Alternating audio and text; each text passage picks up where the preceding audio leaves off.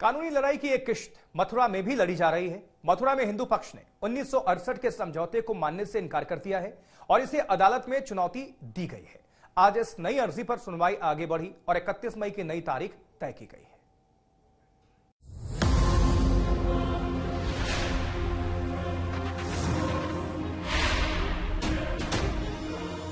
मथुरा विवाद में नया अध्याय खुला है, नए सवाल सुलझे हैं, नई सुनवाई शुरू हुई है।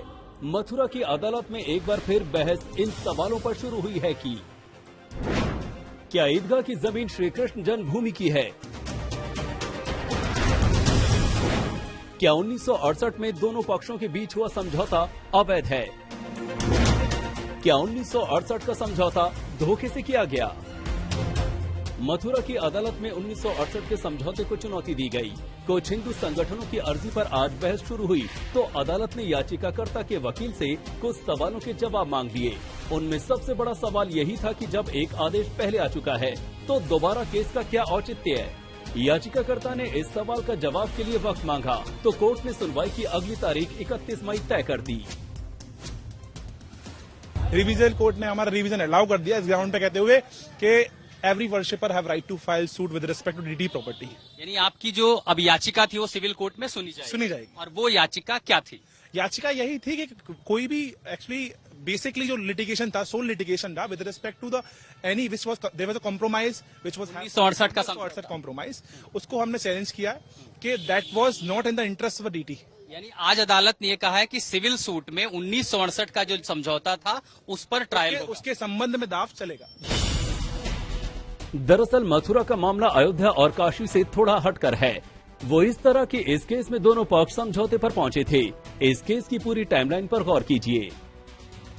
1968 में मथुरा केस में कानूनी समझौता हुआ। संपत्ति विवाद में सिविल कोर्ट ने डिक्री दी। 2020 में सिविल कोर्ट के आदेश को चुनौती दी गई।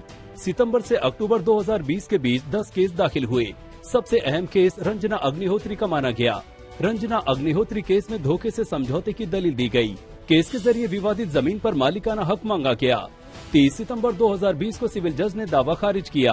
सिविल जज ने समझौते को वैध माना। जनवरी 2021 में सिविल जज के आदेश को चुनौती दी गई।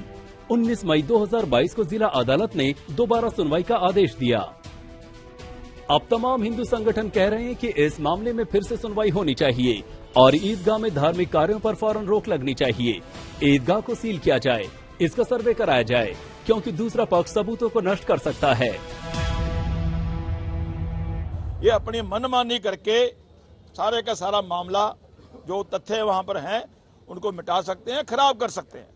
तो हमने निवेदन किया कोर्ट के आगे कि छुट्टियों से पहले पहले यहां पर भी कमीशन अपॉइंट करके जो तथ्य हैं सारी जुटाएं।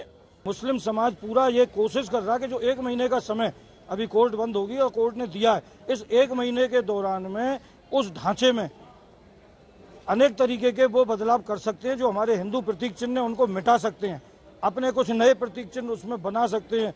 तो हम बिल्कुल नहीं चाहते कि मुस्लिम समाज को 1 दिन का भी समय दिया जाए। तो हमने पुनः कोर्ट से ये निवेदन किया है कि वो तुरंत वहां पर सर्वे कराने का, वीडियोग्राफी, फोटोग्राफी कराने का आदेश दें। मथुरा केस की सुनवाई में पूजा के अधिकार का भी मसला शामिल है। हिंदू पक्ष की दलील है कि ये मामला 100 साल से पुराना है, इसलिए वर्शिप एक्ट में भी नहीं आता। मथुरा से मदन गोपाल शर्मा और अनिशा माथुर के साथ आज तक ब्यूरो।